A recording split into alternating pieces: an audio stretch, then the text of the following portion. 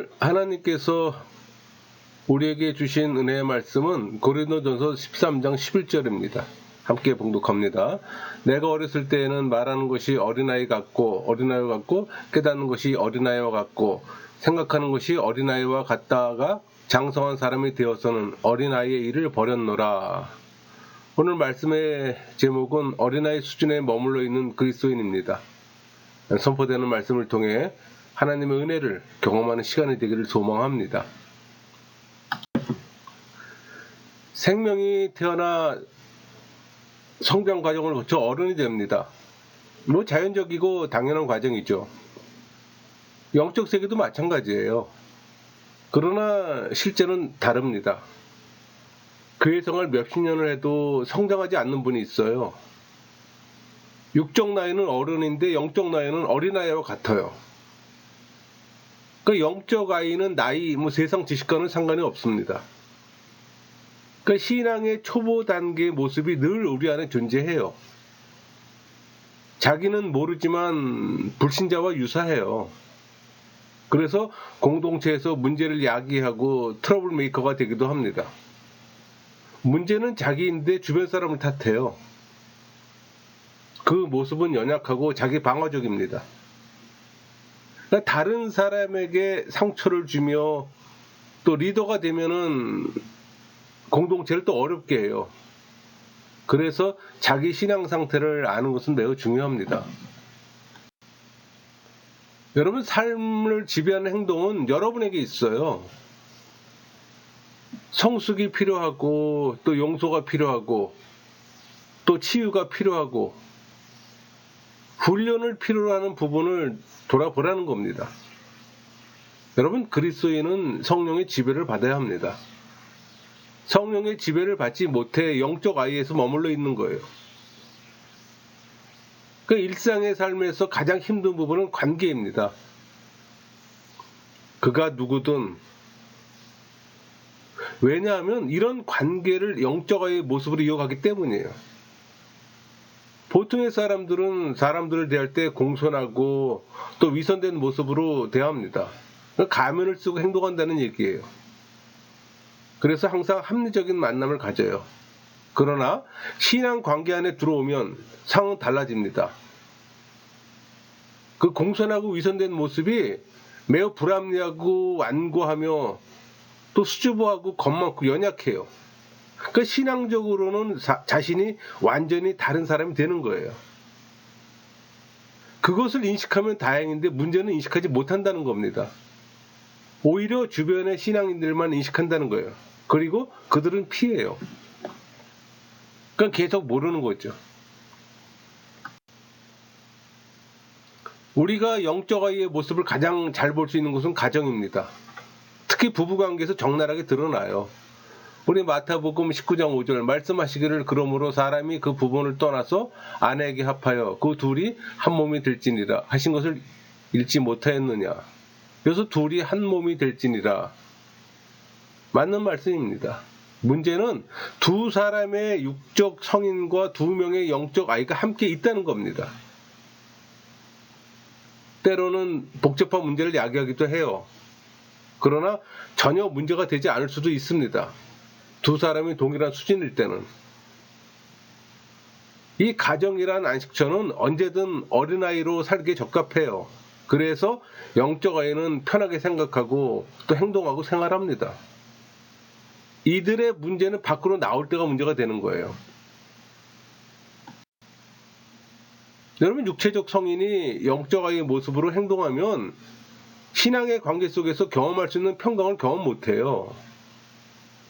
그 이유는 신앙적 행동은 하지 않고 종교적 행동만 할 뿐이에요. 그러니까 신앙인의 흉내를 내지만 신앙인의 삶이 낯설어요. 우리 고린도전서 13장 11절 내가 어렸을 때는 말하는 것이 어린아이와 같고 깨닫는 것이 어린아이와 같고 생각하는 것이 어린아이와 같다가 장성한 사람이 되어서는 어린아이를 버렸노라.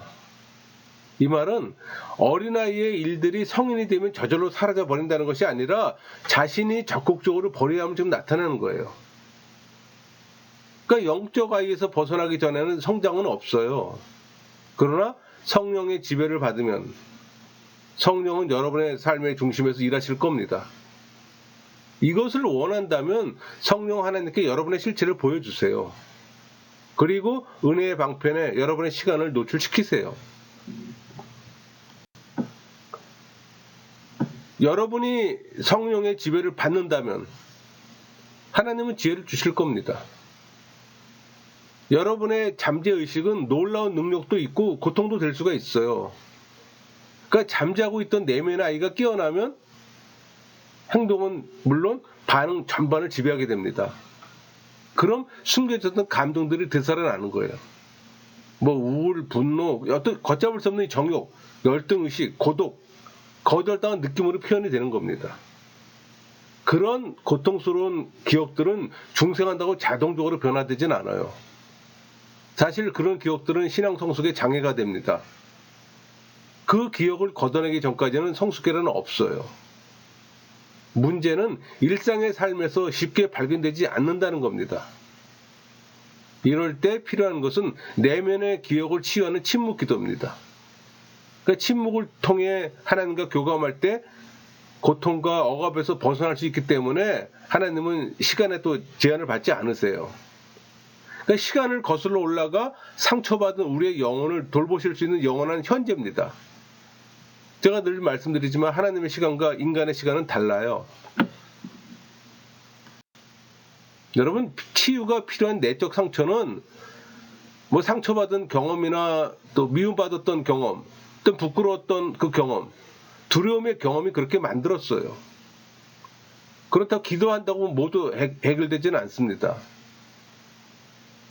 치유의 기도가 모두에게 적용되는 건 아니지만 그럼에도 어떤 이들에게는 효과가 있어요.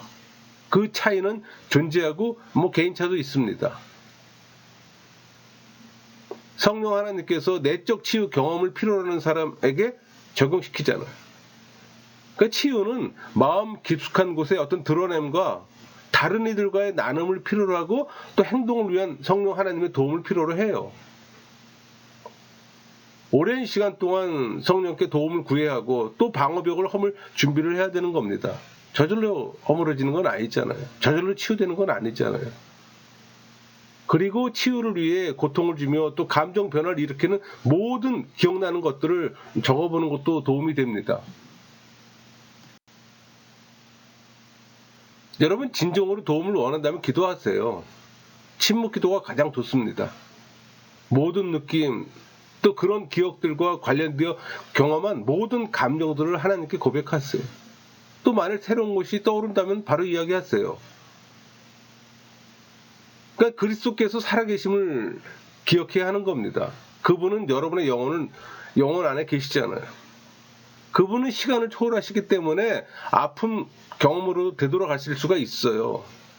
그러니까 성령께 모든 걸 고백하며 그분께 드리세요. 여러분들, 기도가 그래서 필요한 겁니다. 사랑, 위로, 용서를 경험해 보세요. 그리고 성령이 여러분을 용서하듯 여러분 주변 사람들도 용서하세요. 만일 여러분이 타인을 위해 기도를 해야 하는 입장이라면 성령께서 그 일을 어떤 식으로 하실지는 요구하지 마세요. 그건 전적으로 하나님의 목입니다. 우리는 아이들이 어느 정도 성장의 단계에 이르기까지 사랑과 애정을 유보하는 경우가 있잖아요. 그들이 좀 더 잘할 수 있도록 훈련시키는 것이 필요하다고 생각하기 때문입니다. 그래서 무엇을 하든 조금만 더 잘하면 또 인정해주고 또 허락을 약속하잖아요. 그러나 성숙이 이루어지지 않으면 또 쉽게 희망이 사라지고 현재까지 이룬 성취도 묵살이 되는 겁니다. 여러분, 보통 우리 아이들에게 심어주는 좌우명 있잖아요. 좌우명은 성인이 돼도 가지고 갑니다. 그러나 그 좌우명이 신앙의 장애가 되는 경우도 있어요. 그 어린 시절의 좌우명을 보면은 보통 현재보다는 좀 더 잘하라는 겁니다. 보통은 자신에게 좋은 거라고 생각해요. 때로는 그 말이 내가 좀 더 잘할 수 있으면 더 좋겠다라는 것처럼 또 들리기도 합니다. 그러나 성장해서 이 자주적 신앙 체계를 갖게 되면 마침내 성령께서 그의 참모습을 보게 하시고 또 그의 삶의 참 동기를 보여주세요. 그는 어렸을 때부터 갖고 있었던 이 좌우명이 하나님과의 관계까지를 포함한 모든 신앙체계에 영향을 끼쳤음을 깨닫게 되는 거예요. 그는 또 더 잘할 수 있으리란 느낌을 가져본 적이 없었어요. 그러나 이제는 좌우명으로부터 자유로워졌고 지금은 성령 안에서의 참 자유를 배우게 되는 겁니다. 여러분, 신앙적 측면에서 보면은 이 묵상 훈련과 교리 교육이 영적 의에서 벗어나 성인으로 성장하는 기본입니다. 그러나 이것은 혼자 할 수가 없어요. 여러분이 신뢰하는 목회자 또는 멘토가 필요합니다. 또 어떤 가정은 교회 생활에 헌신에도 불구하고 가정이 불안해요. 남들이 보면은 믿음이 좋은 신자로 보이지만 그들은 더 불안전한 그 상태 속에 있어요. 또 다른 문제가 있어요. 남자는 울지 않는다는 이 문화는 많은 남성들과 가정을 힘들게 합니다. 그래서 어른이 되어서도 자신의 감정을 표현하지 못하는 사람이 있어요. 근데 여러분, 예수님의 감정 생활을 보면은 감정이 어떻게 표현됐고 또 그것이 어떻게 다루어졌는지 잘 알 수가 있어요. 사실 예수님은 감정에 대해서는 더 인간적이셨습니다. 그 세 속에서 승리하는 그리스도인의 상을 우리는 항상 조용하고 냉정한 거라고 생각해요. 절대 화내거나 노여하면 안 된다고 생각들 합니다. 그러니까 그리스도인은 교회 안에 교인적 존재가 되어야 된다고 생각하는 거예요. 사실 착각입니다. 많은 그리스도인들이 이 교인적 존재가 되려고 노력해요. 그래서 필요 없는 죄책감에 직면하며 또 살아가기도 합니다. 그러나 예수님께서는 감정을 표출하며 타인들의 이목에 부끄러워하지 않으셨어요. 예수님께서 비통과 슬픔을 어떻게 다루셨는지 우리가 알 수 있는 두 가지 사건이 있습니다. 하나는 예수님께서 세례 요한이 목배임을 당했다는 소식을 들었을 때예요. 우리 마태복음 14장 13절, 예수께서 들으시고 배를 타고 떠나서 따로 빈들에 가시니 무리가 듣고 여러 고을로부터 걸어서 따라간지라. 바로 이것이 우리가 슬픈 소식을 들었을 때 처음 취하는 행동입니다. 또 하나는 나사로 무덤 앞에서 예수님 모습입니다. 여기서 우리는 예수님께서 슬픔을 다루시는 두 번째 통찰을 얻게 됩니다. 우리 요한복음 11장 35절, 예수께서 눈물을 흘리시더라. 그러니까 예수님께서 그분의 슬픔을 울음으로 표현하는데 대해서 한 점 부끄러움이 없이 공개적으로 우셨음을 우리는 알 수가 있는 거예요. 여러분, 우리가 다루기 어려운 것은 분노의 감정이잖아요. 근데 예수님도 화를 내셨어요. 안식일에 손 마른 사람을 고치시려 할 때였습니다. 이 손 마른 사람이란 어떤 질병이나 사고로 인해서 근육이 마비되고 또 손이 말라 그 활동력이 완전히 상실된 상태를 묘사하는 거예요. 우리 마가복음 3장 5절, 그들의 마음이 완악함을 탄식하사 노하심으로 그들을 둘러보시고 그 사람에게 이르시되 내 손을 내밀라 하시니 내밀매 그 손이 회복되었더라. 여기서 노하심으로 매우 분노한 상태를 말합니다.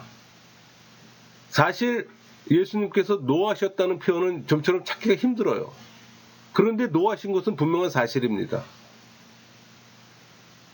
이것이 자신의 감정에 상처를 받았기 때문에 표현된 적은 결코 없어요. 이 분노는 부정과 부패에 대한 정의의 분노로 인간의 도덕적 기본 덕목입니다. 하나님의 거룩한 성품과 조화를 이뤄요. 그러니까 예수님은 죄악에 가득 찬 눈길에 분노를 터뜨리셨지만 그 영혼에 대해서는 한없이 사랑으로 근심해 주셨어요. 여러분, 분노란 죄가 되는 감정이 아니에요. 사실 죄가 되는 감정이란 없습니다. 단지 감정에 제대로 사용이 있을 뿐이에요. 그러니까 분노는 진정한 거룩함과 인간에 대한 사랑에서 일어나야 합니다. 분노와 동정은 동전의 양면과도 같아요. 분노는 꼭 사랑의 반대는 아닙니다. 어떤 때는 사랑의 결과이기도 하며 가장 명확한 표현이 되기도 해요. 절대로 분노를 여러분에게 떨어져 나가도록 기도하지 마세요. 성질을 없애기보다는 성령의 지배 아래 놓여지도록 기도하세요. 그게 현명한 처사입니다. 예수님께서 겟세마네 동산에서 기도하셨을 때 감정을 뭐라 표현할 수 있을까요? 그건 그분의 생명을 위해 하나님의 완전한 뜻을 찾고 행하고자 했던 문제를 인식한 거룩한 마음이라고 할 수가 있습니다. 거기엔 고독만 있고 거기엔 시험만 있어요. 그러니까 그리스도인의 성숙함을 말할 때 온전함과 거룩을 이야기합니다. 그러니까 성숙된 거룩은 인간성의 회복을 뜻하잖아요. 이 거룩함과 온전함의 중심은 타인과 하나님과 우리 자신에 대한 암과 사랑에 있어요. 사실 거룩이란 단어는 하나님에게만 적용되는 단어지 인간이 사용할 수 있는 단어는 아닙니다. 그럼에도 달리 표현할 수 없는 표현의 한계 때문에 사용하고 있어요.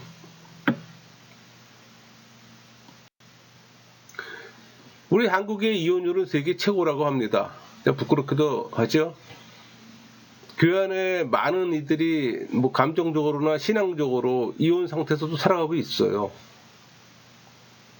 너무 많은 사람들이 세속적으로 어린아이 같이 구원을 하고 생각하고 교통함으로도 결혼을 합니다. 그러나 이상하게 생각할 필요는 없습니다. 이 환상은 멋진 왕자가 아름다운 공주와 결혼한다는 동화로 시작합니다. 일반적인 사랑과 결혼 분야에서는 사도 바울이 어린아이 일이라 부른 그것을 성장 부진이라고 말할 수가 있어요. 우리 고린도전서 13장 11절 내가 어렸을 때에는 말하는 것이 어린아이 같고 깨닫는 것이 어린아이 같고 생각하는 것이 어린아이 같다가 장성한 사람이 되어서는 어린아이 일을 버렸노라. 그 환상에 빠진 자기 사랑의 성장 부진과 성경에서 얘기하는 사랑과는 엄청난 차이가 있어요. 여러분 성숙한 결혼은 우리 에로스, 필리아, 아가페가 융합되어 있는 겁니다. 결혼은 이 셋의 매우 값지고 불안정한 균형이라고 말할 수가 있어요. 사실 일반적인 이혼 사유는 성격 차이라고 말하잖아요. 왜 그렇게 말할까요? 연애 기간 동안에 그것을 알지 못했을까요? 의견 교환이 부족했다는 겁니다. 이혼하게 되는 가장 큰 이유는 부부간의 마음의 문을 열어놓고 사랑스럽게 대화하지 못했기 때문이에요. 그러니까 어린아이 수준에 머물러 있는 겁니다. 여러분이 부정적인 감정을 표현하게 된다 해도 두려워하지 마세요. 그런 감정이 넘쳐나다 보면 깊은 또 긍정적 감정도 표현하게 됩니다. 많은 사람들은 하나님의 뜻을 여러 의미로 사용하기 때문에 혼돈이 오는데 최소한 세 가지가 있어요. 하나님 뜻에는 하나님의 경륜으로서의 완전한 뜻, 또 하나님의 섭리로서의 완전한 뜻, 또 하나님의 작정과 예정으로 여러분과 이 세계를 향하신 하나님의 완전한 뜻입니다. 사실 피조물이 창조주 뜻을 안다는 건 그 자체가 무리입니다. 그냥 성경에서 계시해 준 만큼만 이해하면 돼요. 사실 그것도 어렵잖아요. 그래서 쉽게 이해할 수 있는 방법은 여러분이 하나님과 같은 방향으로 서면 되는 겁니다. 하나님과 여러분이 같은 방향이면 여러분이 행하는 모든 것이 하나님의 뜻과 일치한다고 보면 되는 겁니다. 그러니까 하나님의 경륜과 섭리 가운데 하나님의 뜻은 타락한 세상에 적용되는 겁니다. 하나님의 뜻은 절대로 좌절되지 않아요. 세상 속에서 사건이나 사고 그리고 고통이 생성되지만 하나님으로부터 부르심을 받은 우리에게는 이 고난이 하나님의 사랑에서 우리를 분리시키거나 우리 삶 속에서 이루시는 하나님의 뜻을 꺾진 못합니다.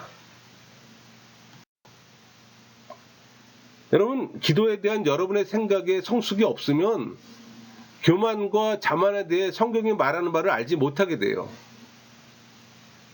사람들이 보통 기도할 때 미리 결정해놓고 하나님이 그렇게 하시도록 구하잖아요. 성경은 교만과 자만의 문제에 대해서 언급합니다. 모든 면에서 이 교만과 자만은 하나님께 대항하고 그분과의 관계에서 이탈하는 죄로 규정되어 있어요. 그러니까 성경 안에서 응답되지 않은 기도가 많아요. 응답되지 않는 기도의 이유가 있습니다. 우리가 바른 것을 구하지 않는 이유입니다. 이 말은 하나님의 뜻에 맞지 않는 기도를 하고 있다는 거예요. 또 우리 자신이 마땅히 해야 할 것을 구하기 때문입니다. 우리가 우리 자신이 해야 할 일은 하지 않고 하나님께 떠맡기는 경우예요. 또 우리가 하나님의 응답에 준비되어 있지 않기 때문에 이 말은 주어도 받지 못했다는 말입니다. 안타깝죠? 어떤 이들은 시험과 죄 때문에 어려움을 토로합니다. 여러분, 그리스도인들은 내지 않은 죄의 경향성 때문에 죄를 지을 때 죄책감을 느끼게 됩니다. 이 죄의 경향성의 영향을 받을 때 시험에 들게 되는 것이고, 또 이 죄의 지배를 받게 되면 결국 사단의 지배 아래 들어가는 거예요. 중요한 것은 성령 세례 받은 신앙인은 사단의 지배를 받지 않습니다. 단지 내 안에 내지 않은 이 죄의 경향성으로 항상 죄 유혹에 노출되어 있고 항상 죄를 만들 수 있다는 사실은 기억해야 합니다. 여러분, 고통당하는 것과 손상받는 것 사이의 혼동은 영적 어린아이가 경험하는 또 하나의 부작용이에요. 그러니까 아픔과 손상의 차이를 모르는 사람은 다시 말해서 훈계와 처벌의 차이가 마구 뒤섞여 있는 과정에서는 아픔을 당하게 되면 손상을 받게 됩니다. 그래서 사도 바울이 사용한 어린아이의 가치라는 말은 일상에서 흔히 쓰는 말이에요. 우리 고린도서 13장 11절에 나오는 이 어린아이 갖고 이 표현은, 이 말은 성인이 어린아이와 같은 무책임한 행동을 하거나 성장이 중단된 신앙의 미숙아를 얘기할 때 쓰여지는 겁니다. 어떤 사람들은 자기의 종교적 경험으로 자기의 인격이나 성향, 기질을 모두 바꿀 수 있다고 믿는데 그 환상이 깨지면 고통을 겪어요. 여러분, 하나님은 여러분의 근본적인 인격 구조는 바꾸지 않으세요. 그분은 여러분 그대로를 사용하세요. 여러분, 감정은 우리의 성격 중에 가장 다양하고 신뢰하지 못하는 부분입니다. 왜? 우리의 감정은 수시로 바뀌잖아요. 문에 들어가기 전과 문에 나올 때 감정이 다르잖아요. 그래서 여러분들 쉽게 경험해 봤잖아요. 그 정도로 쉽게 변합니다. 그러니까 어떤 사람들은 자기 구원의 확신의 근거를 감정에 전적으로 매달려요. 그러니까 이 감정이란 지극히 유동적이고 신뢰하지 못할 것이기 때문에 거기에 의지한다는 것은 아주 위험스럽고 어리석은 겁니다. 근데 상당수의 많은 사람은 그 감정에 의지해요. 여러분, 구원의 확신은 성령의 말씀으로 우리의 의지를 인쳐주실 때 형성되는 겁니다. 그때 담대함도 생겨요. 물론 그 담대함은 감정으로 기인하는 것이 아니라 성령 하나님 주신 겁니다.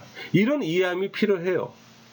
이런 이해함이 없이 구원의 확신을 자기의 감정으로 인식하면 그는 영적 어린아이입니다. 많은 사람들이 성령의 인도하심의 기본을 감정에 의지하고 있어요. 그러나 신앙생활의 가장 위대한 약속은 로마서 8장 14절, 무릇 하나님의 영으로 인도함을 받는 사람은 곧 하나님의 아들이라, 이겁니다. 그러니까 하나님의 인도하심은 하나님의 성경 말씀이나 성령의 내적 음성, 또 외적인 다른 환경, 신앙인들의 충고나 설교 말씀이나 어떤 경험했던 사건들로 나타나는 거예요. 그러니까 불신자나 종교인들은 선을 행하는 동기를 감정에 의지합니다. 그러니까 선행을 하는 조건이 좋은 느낌이 되면 그것은 옳지 못해요. 여러분은 꼭 필요하다고 느끼는 이 선행과 봉사가 감정이 아닌 의지가 돼야 합니다. 그러니까 사랑의 행위도 감정이 아닌 여러분 의지가 돼야 하는 것처럼 감정은 스스로 변하잖아요. 우리는 자기 부정이나 자기 부인이라는 단어를 자주 들어요. 또 자주 사용하잖아요. 여러분, 자기 포기, 자아를 십자가에 못 박는다는 표현을 합니다. 우리 마가복음 8장 34절, 무리와 제자들을 불러 이르시되 누구든지 나를 따르오려거든 자기를 부인하고 자기 십자가를 지고 나를 따를 것이니라. 자기를 부인한다는 것은 먼저 자신의 의지와 뜻을 부정하는 거예요. 자신의 욕구와 육체의 유혹을 허락하지 않고 단호히 물리치는 적극적인 행동을 가리키는 겁니다. 여러분이 예수님의 제자로 살고자 한다면 단호히 육체의 죄된 유혹과 의지를 거절하고 또 이를 단호히 물리치는 적극적인 결단을 실행해야 할 겁니다. 여러분, 자기 부정이나 자기 부인은 자기가 타락한 존재임을 인식하고 자기 안에 선한 것이 없으므로 자기를 부정하는 겁니다. 한마디로 나는 선한 것이 없어 라고 하는 겁니다. 신자들도 가끔 욕심의 병에 걸리잖아요. 정욕이나 탐욕, 이 야심이나 그밖에 죄를 저지르는 충동이 또 그런 자극들을 경험하잖아요. 이는 인간의 본성이 부패하기 때문에 경험하는 겁니다. 우리가 잘못된 마음을 갖고 열심을 낸다면 여러분의 종교 생활은 실망과 비탄으로 끝나게 될 겁니다. 자기 부정을, 자기 멸시를 착각하는 교인들이 있어요. 그것은 종교 생활에서 회개의 의미를 바르게 이해하지 못하면서 비롯된 겁니다. 그들은 회심이 죄의 시작이라는 사실을 알지 못하기 때문이에요.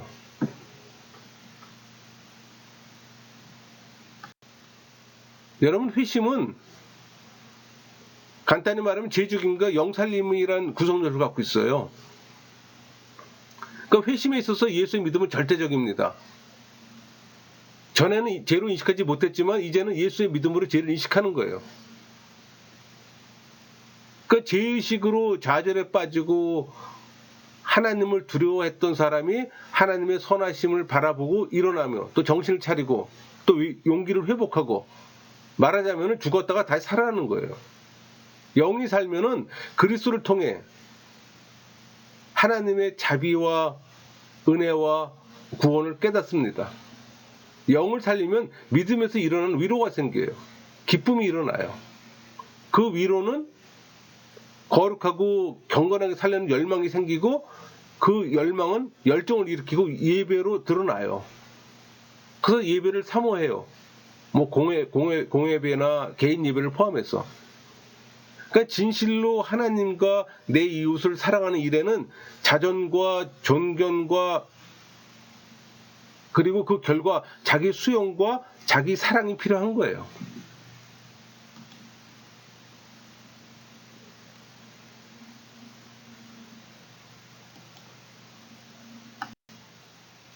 여러분, 갈라디아 2장 20절 내가 그리스도와 함께 십자가를 못 박혔나니 이 편 우리 많이 사용하잖아요.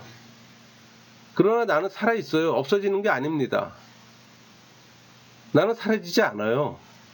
구원의 종착점에 이르게 되더라도 우리의 자아됨은 소멸되는 게 아닙니다. 하나님이 여러분에게 주신 여러분의 영혼은 영원히 소멸되는 것이 절대 아닙니다. 여러분, 자기 부정은 궁극적인 영적 싸움을 의미하고 삶의 궁극적 고민이에요. 예수님의 자기 비움과 자기 부인의 첫 단계는 뭘까요? 그분은 빌립보서 2장 6절 그는 근본 하나님의 본체시나 하나님과 동등됨을 취할 것으로 여기지 아니하시고 자신을 비우셨어요. 그것이 첫 단계입니다. 이 자기 부인은 삶의 다른 고민과 비교해 볼 때 모든 것을 포함한 고민이에요. 내가 갈등을 느낄 때 내가 할 수 있는 최선의 것은 내 감정을 하나님께 있는 그대로 말씀드리는 겁니다. 여러분, 자기 부정은 삶의 본질적 비밀이기 때문에 궁극적인 고민이에요. 세속을 경멸하고 의를 사랑합니다. 이것은 나의 진정한 자아를 찾는 것이며 또 하나님께서 계획하신 존재가 되는 것이고 또 나의 정체성을 발견하는 겁니다. 그러니까 자기 부인은 부활을 따른 소욕의 죽음이에요. 생명을 얻으면 영생을 얻게 되고 생명을 얻으려 노력하면 영생을 잃게 된다는 역설입니다.